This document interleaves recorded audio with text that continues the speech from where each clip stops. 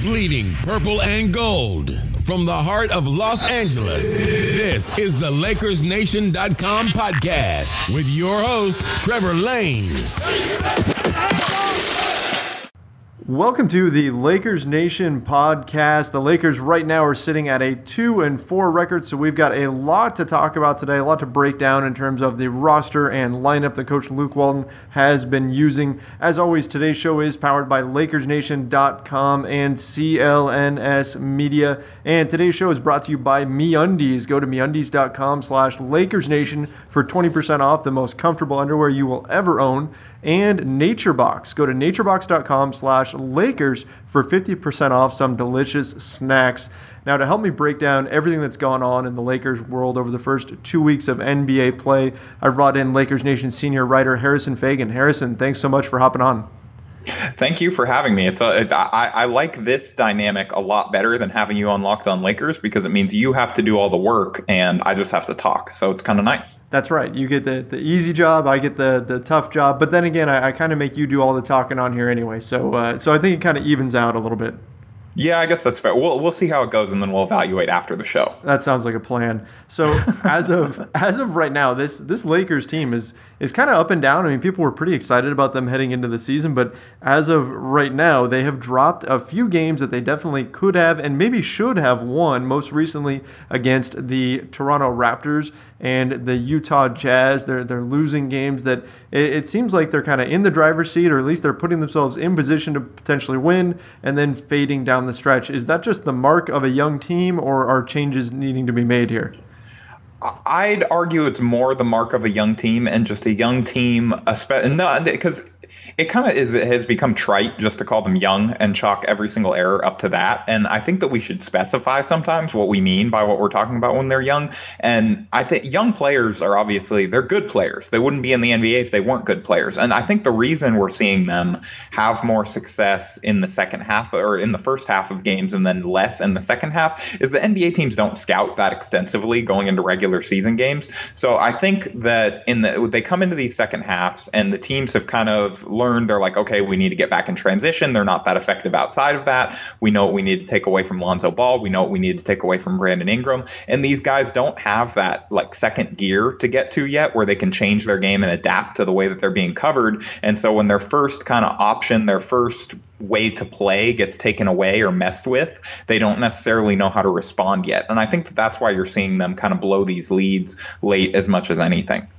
Yeah. And also they just aren't hitting shots. And so when you aren't hitting shots, and then teams start to get you out of transition, and your 3-point shooting is pretty horrible, then you're just going to struggle. You're going to blow games late because you're just going to clank. Yeah, that was going to be my next question. Right now, the Lakers are sitting at 29th in the NBA in 3-point percentage. They're only converting 27.8% of their 3-point attempts. And I mean, if you look at the way this team is constructed around Lonzo Ball, they really need to be able to hit their threes in order to effectively space the floor. Now, it is only 6 games as of this recording that the team has played. So is this an indication of a larger problem, or is this just a small sample size thing and we should expect the team to improve going forward? I think the team will improve a little bit. I don't know how much it will, because they obviously, they aren't going to shoot that badly the whole year, you would not think. But because that's just horrible. But I don't know how much that they're going to be a good 3-point shooting team. And I think that's kind of, and they aren't an especially willing 3-point shooting team. And so I think those two things have been as big of a problem as anything. Like, I wrote about this a little bit today for Lakers Nation, actually. And, you can shoot 27.8% and kind of get away with it if you're people are going to say, oh, well, they're mitigating it by only taking the 5th most threes in the league. They're taking 24 threes a game. But you're almost hurting yourself just as much by not taking them, because then teams start to clog the paint even more. They realize that you aren't even going to fire, so why would they cover you? And then you're taking away even more avenues in kind of the paint if you just aren't even presenting the myth of a threat from the outside, because nobody's willing to shoot. And the Lakers also, they just don't have good 3-point shooters. Out of their high volume 3-point shooters last year, the guys who took over 100, their 3 best in terms of percentage are all gone. D'Angelo Russell, Lou Williams, and Nick Young. And it's been the whole D'Angelo Russell trade has been talked to death. We don't need to relitigate that here again. But I think that one kind of understated factor of it was that it did remove one of the Lakers' best three-point shooters. And Brook Lopez, the Lakers, they wanted to talk about all summer. He's the only big in the league that made 134 or whatever stat they were throwing out about him hitting 134 threes and how impressive that was for a 7-footer. He has not hit 134 threes yet. He has not hit very many threes yet. And they just don't have a lot of spacing on the floor other than hit. They just don't have guys that are three-point shooters. It's like, who's the best three-point shooter on the Lakers roster?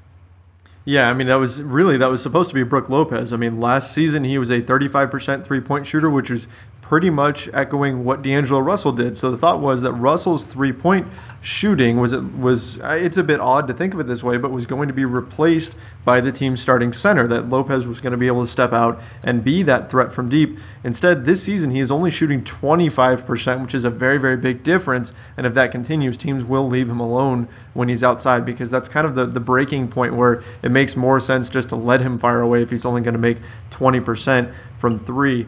So heading into the season, we thought that Brook Lopez was the perfect fit alongside a guy like Julius Randle in the starting five, because he would be able to space the floor, which Randle didn't do a great job of, and he would protect the paint. And we're not really seeing that either. I mean, Brook Lopez is only getting 0.8 blocks right now. Am I reading that right? Oh, no, wait. He's got 1.3 blocks, which is still low, though, for him. He was a 1.7, and it seems like he's challenging at the rim a decent amount, but he's not quite blocking all that many shots. He's getting dragged out quite a bit, while not really dragging out the opposing big on the other side, because he's not hitting from three. Is this just him getting used to this new Lakers lineup? Or, I mean, what do you expect to see from Brook Lopez here going forward? I mean, to me, Brook Lopez, he's been okay defensively. I don't think, like, the problem is that if you're counting on Brook Lopez to fix your defense, like, that's your problem. But the Lakers have actually been pretty good defensively. Like, it's weird that defense hasn't been the problem for once. It's actually been offense, when this team was marketed as they're going to be so young and fun and they're going to mess up defensively, but at least their offense is going to be fun to watch. And it's actually been the opposite. They've been winning games with their defense, which is why I think there is reason to worry about their offense, about them, because I don't think that the Lakers, where are they at in defensive efficiency right now? I think they're like 11th or something. They're 12th right now in defensive rating, which is incredible. I mean, they were 30th last season. So yeah, they were the worst. Are they going to be 12th? Are they going to be 12th the whole season? Like, I don't think so. I don't think that that's particularly realistic to hope for. Are they going to be out of the bottom 20 for the whole season? I kind of doubt it. I mean, everybody's going to get mad at me for saying that, but I don't think that they're going to stay out of the bottom 20 the entire season, as hard as they're trying and as much progress as they've clearly made. They just don't have the personnel for that. And so when the defense drops off, if the offense doesn't take a jump, and I don't know that it will, because they just don't seem to have the 3-point shooting on this roster to have success in the NBA in 2017. I don't know. I wrote this yesterday, but they might be looking back on this 2-6 stretch fondly, as sad as that sounds, because it just 2-4 stretch. It looks bad right now. Things look bad. And I mean, Lonzo will probably start to shoot a little bit better. I think there's reason for optimism there. Maybe Brandon Ingram starts to step up, but like at that point, you're counting on two of your youngest players to bring you back towards offensive competence, not only with the big creation role that they have, but in terms of spacing. And that's kind of a fundamental problem roster construction wise.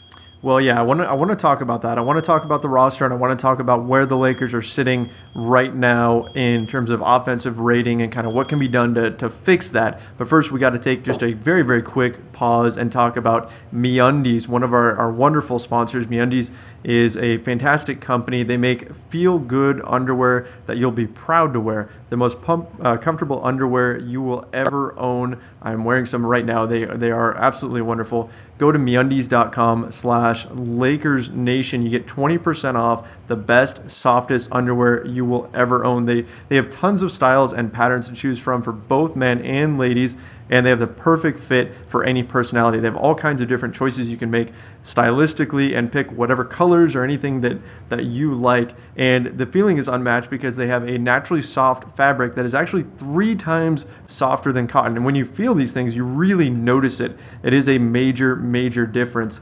And for a limited time, they actually have a glow-in-the-dark print movement called Lights Out, which is pretty awesome. I love them.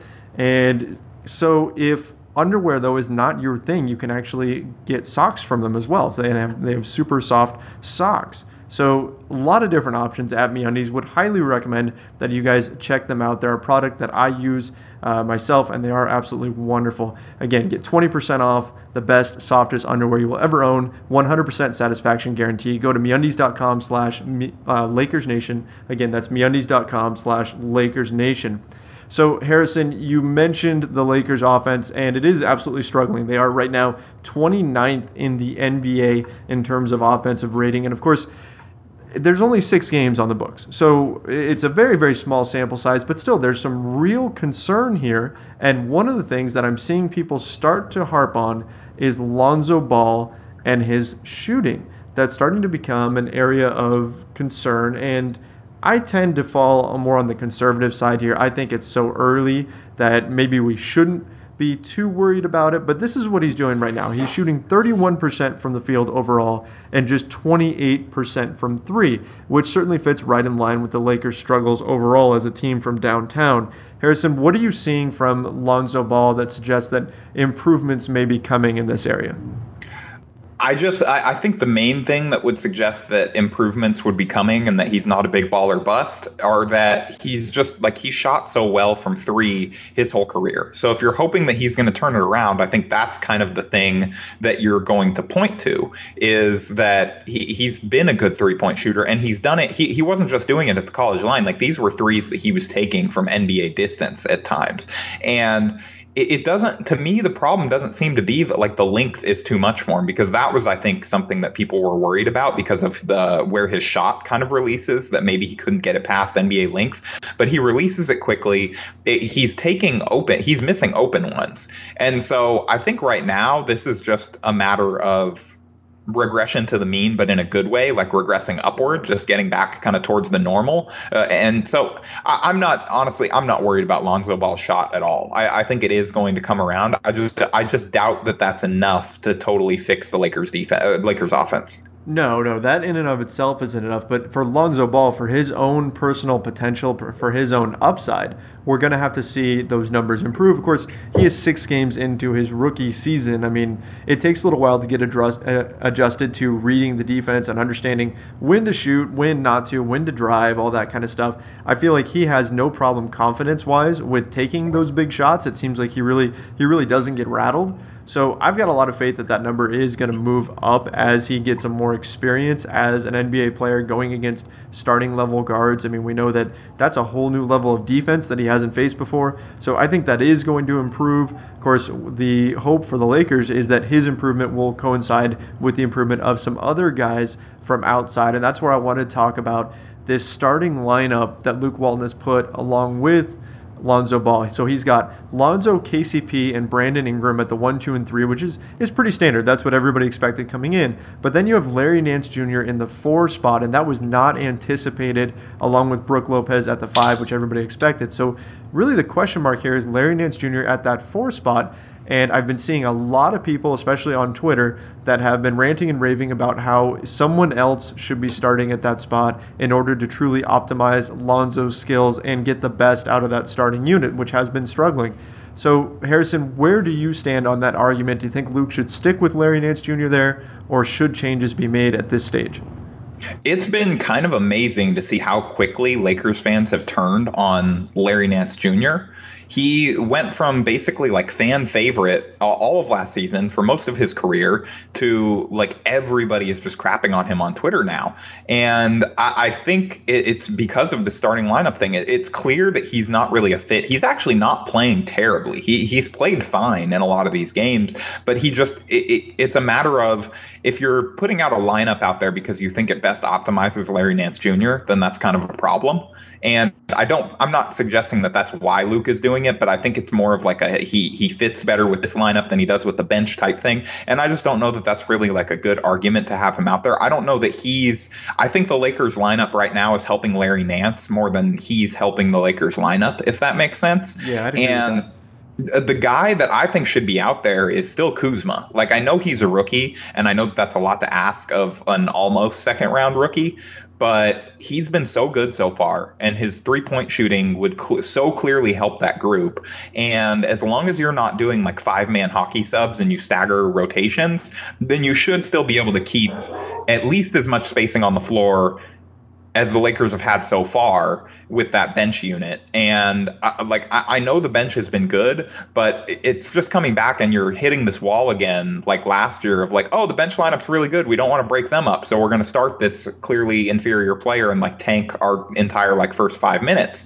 And I just don't think that that's a convincing argument anymore. I think we've seen how this goes, and I think I would argue for Kuzma to be out there. Although there's also an argument for Randle. He's also played really, really well. Although I would say Kuzma if I had to pick one right now. Yeah, there are some intriguing options there that are not Larry Nance Jr. And I think that something that's happening, and you kind of touched upon this, is that fans are sort of bashing Nance for things that maybe aren't really his fault. I mean, he's playing within himself, and he's doing Larry Nance Jr. things. I mean, he is crashing the boards. He is getting tip-in dunks and things like that, getting his offense on just simple cuts to the basket. He's not really shooting much from outside. He's playing tough defense and doing all that. I mean, he's doing things that you would expect Larry Nance Jr. to do. But it just doesn't seem like it's a great fit with that starting lineup. And part of that is because he's so unwilling to shoot, especially from outside, that he has zero gravity. I mean, he's not drawing anybody to him because they know he's not going to shoot. And then teams, I noticed this especially against the Toronto Raptors, teams are totally willing to switch a guard onto him. So if he goes and sets a screen, they have no problem whatsoever with, say, Kyle Lowry dropping onto Larry Nance Jr. and then Nance posting him up, because Nance doesn't really have post moves. So they're not going to get burned there. And well, it's not even just that he doesn't have post moves, but it's like if the Lakers are posting up Larry Nance, then you kind of won that possession. Right. Like that's not the most threatening option that any NBA team should be able to get at any point. Right. That's just not his game. So yeah. I think that they do need some other kind of weapon, because by having Nance out there, a guy who is offensively allergic, basically. I mean, he doesn't really focus on his offense at all. That's just not his game, and that's okay. That's still a very useful player. But when you have him out there, it nerfs the offense in a way. It just makes it weaker, because you don't have that piece there that can create something. And so you're putting a lot of pressure onto Brandon Ingram to create something for himself. You're putting pressure onto KCP, onto Lonzo Ball to kind of make things happen and create shots for others. And maybe that's not something you should really be doing with them. A guy like Kuzma would at least keep the spacing on the floor. And he's a guy who can, when he gets into the paint, he can make the right read and pass the ball out. And I think Randle has been playing really, really well too. But that's another topic I wanted to touch upon. I agree with you as far as Kuzma moving into the starting lineup. I would be in favor of that. Even though he's a rookie, I know that would be a lot to ask of him to take on starting level power forwards in the NBA. But I think at this point, he's shown that he's been ready for everything that the Lakers have thrown at him so far. So why not give him this extra challenge? And in addition to that, I think, and I'll get your take on it here, Julius Randle has shown a lot as a backup center. I've been really impressed with his play at the backup 5, backing up Brook Lopez in that second unit. I'd like to see him stick in that role. What have you seen from Julius Randle, and do you agree that he's suddenly growing into this backup center role? Yeah, so, I hate to say Byron Scott was right, but I think he may have had a point on this one with at least in his treatment of Randle, and maybe Randle's game wasn't ready for it yet. But it seems like either intentionally or not, Luke Walton kind of pissed off Julius Randle, and it kind of worked. And so, we saw the first couple games, he was singling out Randle more than anyone. He was screaming at him on the sidelines. He was calling him out in the media, and for whatever reason, it worked. And so, Randle seems, and I don't know if those two are still great or whatever. I don't have the sourcing to tell you that, but it's led to really great play from Randle, and that's why I would keep him with the bench, because I think that you have him in this role that he's kind of perfect for. He's getting to use a lot more of the offense there. His lack of shooting is mitigated by the fact that he's playing with these smaller, kind of more aggressive, quicker lineups. And he's done a good job defending centers for the most part. He was going at DeMarcus Cousins in that game when they were playing against the Pelicans and holding his own. Yeah, exactly. And playing against, he needs to play against Kentucky guys every single game to get the the optimal out of Julius Randle. But he played really well against Cousins. He's held his own against centers, and he's done pretty good as a rim protector. That was the problem with playing him as the backup center the last 2 years, was that he just couldn't really get by at defending the rim. The Lakers were just hemorrhaging points there, and he's done a pretty good job on switches. And so I like him as the fulcrum of that bench unit, and I think that more so than even just this year, if the Lakers are thinking about potentially keeping him, then that's the role he might be best in going forward in the modern NBA. And so you almost want him to stick there because it's better preparation for what he's going to continue to be doing, probably. Oh, agreed. I mean, this is something that has been sort of heaped on Randle's shoulders for some time now. People have been comparing him for a while to Draymond Green and asking him to do Draymond Green things. And that's a really tough thing for a guy like Randle to have to live up to. But I think we have been seeing more Draymond-esque play, especially on the defensive end. And I'm looking at his stats right now. Randle has never been a very big shot blocker. Last season, he blocked half a shot per game, 0.5 shots per game. He's never been much of a rim protector, but now in the phenomenal physical shape that he is in, it seems like he is getting more lift and he's challenging at the rim more often. And he is now up to 1.2 blocks per game, and that's indicative of how much more effort he is getting to really be a presence there in the paint. So I've been really impressed with Randle at that backup 5 position. I wouldn't be comfortable just yet with throwing him in to the starting mix. I wouldn't look at him and say, oh, Julius Randle is the Lakers starting center going forward. Should they lose Brook Lopez or anything like that? But I think this being that 5 off the bench for the Lakers is a perfect role, and then allowing him to stay on the floor and finish games when he really has it going is critical too. And we've seen him make big plays like down the stretch against the Washington Wizards. He had some phenomenal plays to help the Lakers get the win there. So overall, the season started off really rocky for Randle, but in these last few games, especially this week, he's really turned it on, and I think we're starting to see kind of, if you squint, what Julius Randle can be in this league. And so far, it's looking very good. I've been very impressed with him, but I agree with you. I'd say keep him in this bench role for right now. Maybe keep him angry. I mean, you mentioned that Luke kind of pissed him off, and maybe it's like the Incredible Hulk, the original Hulk, where you had to get him mad in order for him to Hulk out. So I don't know. Maybe they just need to hurl a few insults at Randle before every game or something like that, and then he'll be fired up to play. What do you think? Yeah, I think we need to do really, if we're looking to help the Lakers here, is we need to come up with the best strategies to piss off Julius Randle.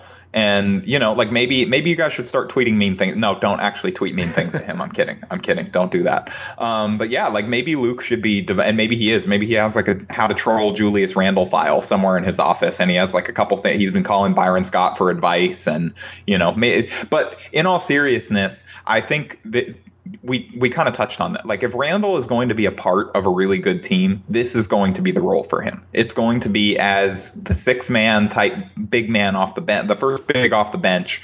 And I think that it's too hard to fit a starting unit around him. It kind of goes back to the Larry thing, like we were talking about. If you're optimizing Larry Nance, then you kind of just have messed up. He's not a good enough player that you want to just fit your whole team around him. He needs to fit into whatever lineup you're doing. And I think the same goes for Randle on kind of a different level. Whereas if you want to get a starting lineup around Randle where he's the 4, you have to have so much shooting in that lineup and kind of so stretch yourself and warp your team building to best optimize him that I just don't know if it's worth it for a player of his caliber. But coming off the bench, he's going to be able to have a little bit more success against reserves. He's going to be able to have the ball in his hands a little bit more, so the shooting can come from other players other than him, so his lack of shooting is mitigated. And I think this is just going to be what he is going forward. If he's going to have a successful NBA career, it's going to be in this type of role, and so the Lakers should probably keep him there, would be my argument. Yeah, I'd agree with that. Now let's move on for a second here. We're going to talk a bit more about the rotations that Luke Walton has been using. That's certainly been a major topic of conversation online. But first, I need to talk about Nature Box real quick here. Great company. Nature Box sends you great snacks, just very, very tasty snacks directly to your door. You don't even have to go out to the store to get them. And we all want to eat better, but when it comes to snacks, sometimes it feels like the whole world is delicious and a billion calories or boring and tasteless. And I've certainly found that to be true. But with NatureBox, it doesn't have to be that way. You can actually up your snack game with NatureBox, which comes right to your door. They have over 100 snacks that taste good and are better for you. They're all very high quality, simple ingredients, no artificial colors, flavors, or sweeteners. You can actually feel good about what you're eating. My favorite are the mini snickerdoodle cookies.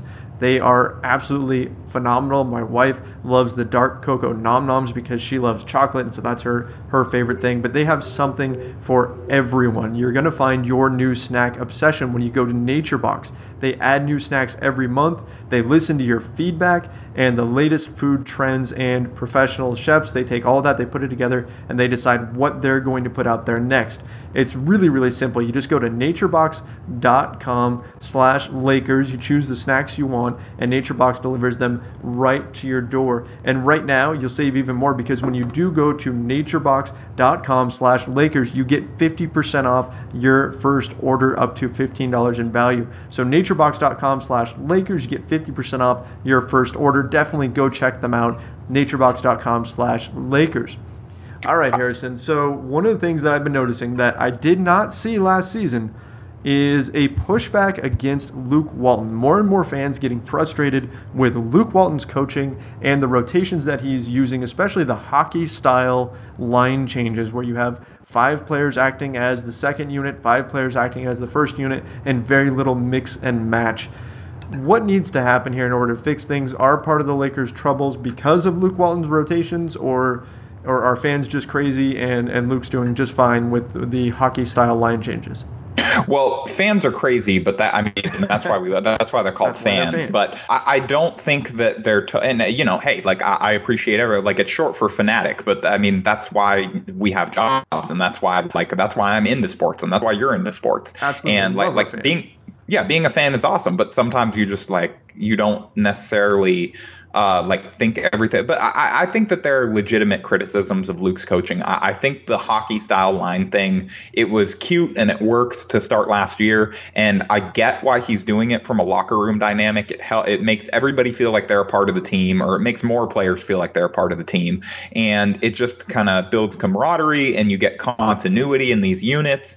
But I just think that they're going to have to stagger more than they are. And he's done, I think, a little bit better job of it the last couple games. He's kind of made Clarkson mostly the backup point guard, although Ennis got a few minutes the last few nights. And I just I don't think it's crazy to criticize Luke Walton. I think it is crazy to start calling for his job or say that the Lakers need to make a change, because yeah, he's a new coach. He's going to he has to make improvements too. It's not just a young team. It's a young coach in his first time with a team like this. His first run was as interim coach of the Golden State Warriors, which are a much easier team to coach because they're just very, very good. And he's going to have to adjust to this Lakers roster in this type of situation. He's only had a year. I think we've seen improvements. We've seen, like I said, they started to go away from the hockey style lineup to line changes the last couple games. And so I think you're seeing progress. And I think you got to give him time too, because some of this is not just on him. It's also on having a young team. And so I haven't seen enough kind of egregious errors to start writing Fire Luke Walton columns just yet. I think there are reasons for concern, certainly, but I don't think that he's perfect. Because the first year, all he really had to do was be not Byron Scott. And this year he actually has to be a good coach. And that's why I think we're seeing a lot more of that pressure from fans and a lot more of that upset kind of nature from fans, because the first thing that everyone always wants to do as soon as a team starts going wrong is blame the coach, because it's easier to get them out of there. They're kind of people are less attached to coaches in general. And so generally they're the first scapegoat for this kind of stuff. And I feel like I sound like people that I kind of made fun of when they were caping for Byron Scott a couple years ago. But honestly, I think Luke deserves more time. Yeah, I mean, he is very new to this role, and he already has some great qualities that allow him to bring teams together. So you have to give him time just like you have to give the players time. Everybody was preaching patience. Well, not everybody, but a lot of people were preaching patience for D'Angelo Russell and were panicking when he was traded and angry when he was traded. And people have been preaching patience for Brandon Ingram and patience for Lonzo Ball and everything. Well, Luke Walton is kind of in the same role. I mean, he is very, very new to this, and you have to give him time to figure things out. I do agree that the whole hockey lineup thing, that needs to change. And when I'm looking at it, if you're going to mix and match lineups, that means somebody's going to lose minutes. And so, Harrison, if you were looking at who the Lakers should take minutes away from, particularly from perhaps that bench unit, who do you think should see their minutes chopped down in order to allow for a little bit more mixing and matching with the starters in the second unit? I think Corey Brewer has been okay, and he's like helped while he's out there. But and I get why he's out there. I get the veteran thing. I get the like wanting to have like a heady presence who hustles and shows these guys good habits and stuff on the floor. I think there are arguments for his merit as far as inclusion in the rotation. But I'd rather see Josh Hart continue to get minutes, and not that he's not getting minutes, but maybe get him some more minutes at the expense of Brewer and that type of thing. I think if I was going to pick one guy in the top kind of 10 in minutes played, then I'd pick Brewer, I'd say, to kind of be out. Yeah, I agree with that. Brewer Brewer was great against the Phoenix Suns. He did a fantastic job guarding Devin Booker. I was really impressed with him there. But since then, I mean, he doesn't offer much in the way of floor spacing. And I think that you're right. Everything that he does offer, you're getting out of Josh Hart, and getting those minutes to Josh Hart and getting his potential, or getting him to reach his potential, is a little bit more important for the Lakers right now. So yeah, I would steal some minutes away from Brewer, especially if it meant more playing time for Josh Hart, who has been phenomenal so far. He's been getting better each and every game, and I love the defensive intensity that he brings. I think that you'll have a little bit more cohesiveness if you keep a little bit of a shorter rotation. I mean, we're seeing Luke play 11 or 12 guys pretty much every night. I would chop that down to probably nine guys. I would probably remove, if you're going to use Clarkson as your backup point guard, then I would just take Ennis out of the rotation, and then same thing with Brewer. And that's not to say Brewer's a terrible guy or terrible player. He does have his usefulness. No, I think like to be fair to him, he was ready when he was called upon, and he deserves credit for that. And he deserves credit for doing things like picking up Lonzo Ball in practice full court so that he gets like a more difficult person to go against, and all the kind of little things. He's been like a steady veteran presence. He said all the right things. He's done all the right things. He's a good professional to have around the team, and he does. I want to make it clear that I'm not calling for his head because like I don't like him or I just think he's a bad player or whatever. He just, he's less useful for the Lakers' future plans than these other guys. And I think Hart has shown a lot of, pardon the pun, but like of that same level of heart and that same level of hustle and things like that. And so just get him out there and continue to see what he is rather than continue to play Brewer. Yeah, agreed. I'd be right there with that. Now, one other thing that I've been seeing out there is people calling for Ivica Zubac. We haven't seen him yet this season. He's been relegated to the bench. Oh my God. And the only time that we've seen a backup center come in, it's been Andrew Bogut. Is it time to unleash the zoo, or what do we need to do here? I regret my role in building the Zubac fan army a little bit.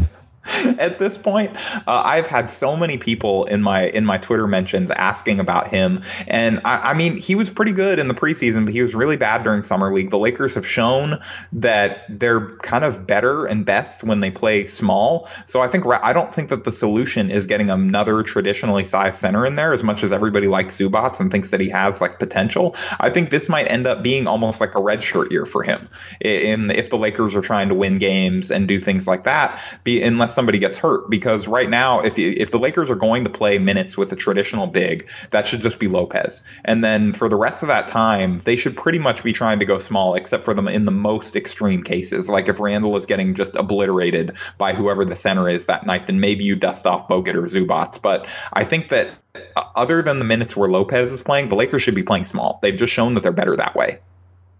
Yeah, they have, and especially at the pace that Luke Walton wants to play. He actually came out the other night and said that he wants to pick up the pace. He wants to play faster, and right now the Lakers are actually playing at the fourth fastest pace in the entire league.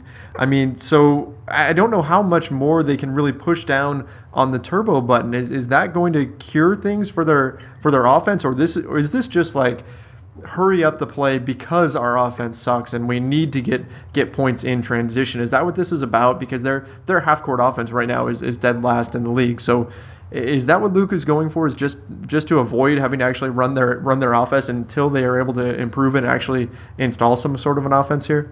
Yeah, well, when you talk about their half court is worse than the league, and they're actually like fifth, I think, in points per play in transition. So there's a reason that Luke wants more of those plays. But I think, the only other reason other than that is we have to ask the question, is Luke Walton trying to kill the Lakers?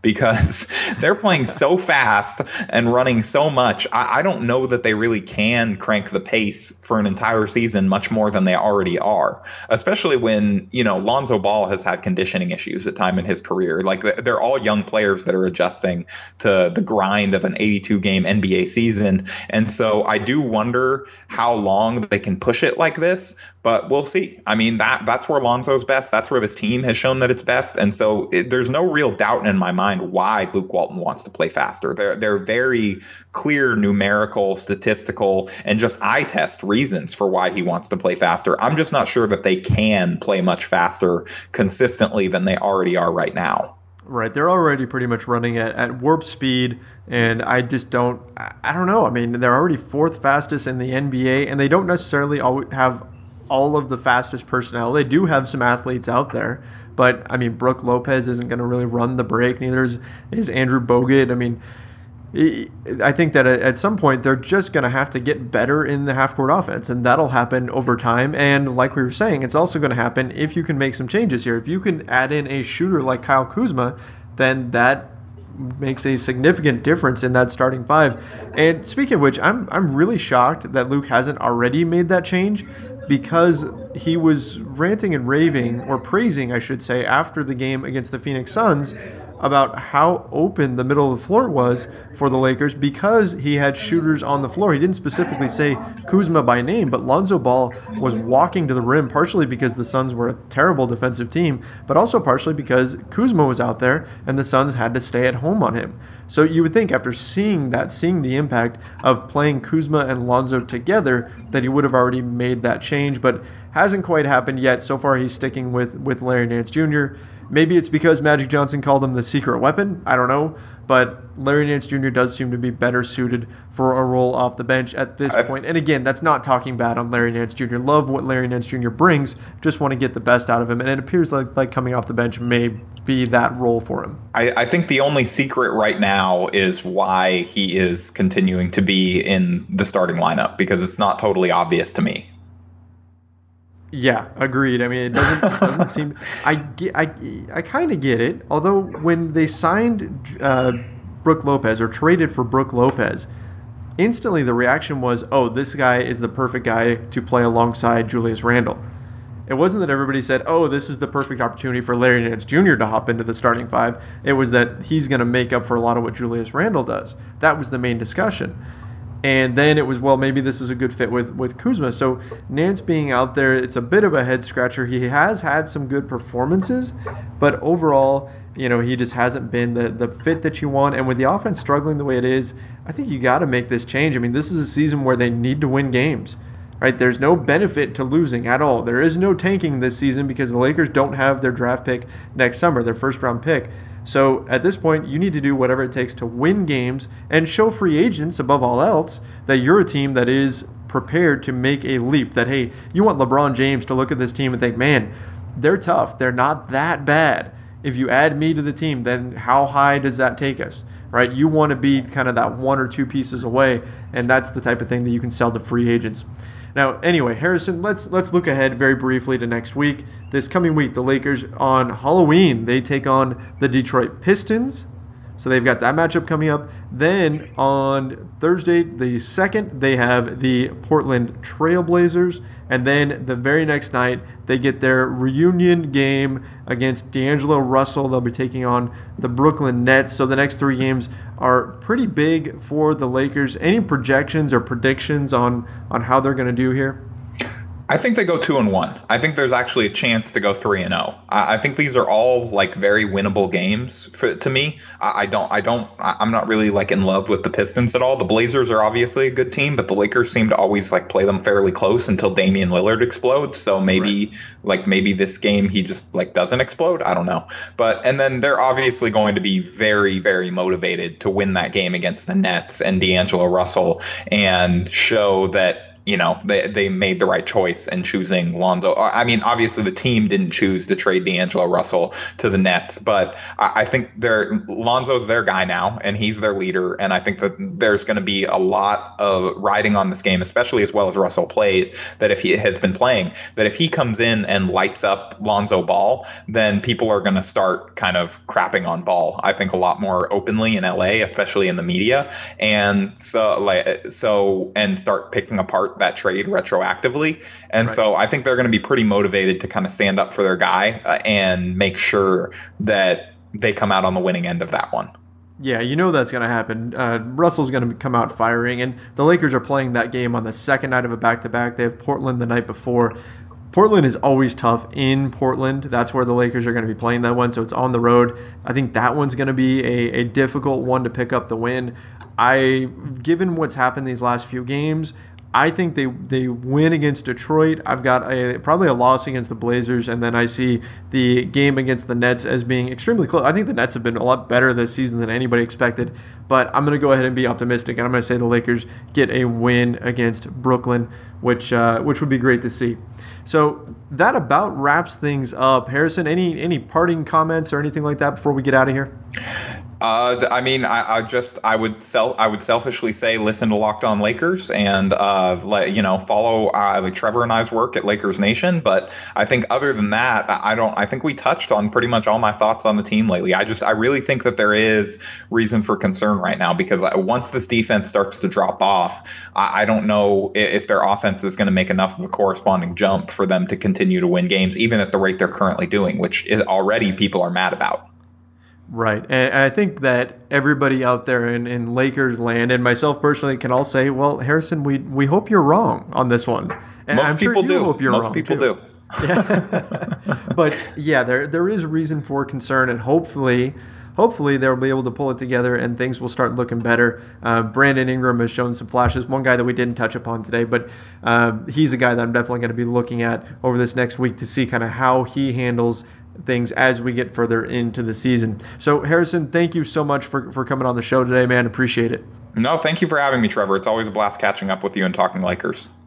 So that was Harrison Faigen. You can find him on Twitter at HMFaigen. Always a great follow and, of course, a great guy to have on the show. So we certainly appreciate him coming on. That's going to about wrap things up for us today. Don't forget, guys, go to MeUndies.com/LakersNation. Get 20% off. That's such a great deal. And, of course, naturebox.com/Lakers for 50% off your first order of some phenomenal snacks. Some great deals there to go check out. My name is Trevor Lane. You can find me on Twitter at Trevor_Lane. And, of course, you can find this show on iTunes, TuneIn, Stitcher, the CLNS Media app, and, of course, LakersNation.com. Make sure you guys go subscribe, rate, and review this show on iTunes. Thanks, everybody, for listening. We'll be back soon with another show. See ya.